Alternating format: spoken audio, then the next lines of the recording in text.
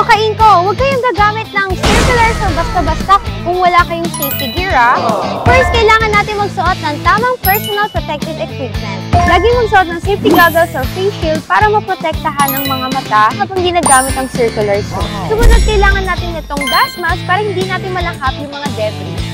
Second, suriin natin yung blade bago natin gamitin. Siguraduhin maayos ang blade guard at mabilis itong bumabalik sa tamang posisyon pagkatapos ng bawat cut. Huwag gumamit ng sira o kinakalawang na blade. Third step, ayusin natin yung blade depth. Iset ang blade depth ng pinakaibaba ng blade tooth at dapat hindi lalagpas ng 1/8 inch mula sa ilalim ng material. Para maiwasan yung kickback, huwag hahayaan na lumagpas sa material ang blade. Fourth step naman, paano ang tamang paraan ng pagputol.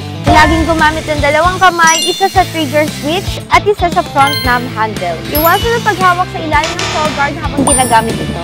And lastly, ang safety use after gamitin itong circular saw.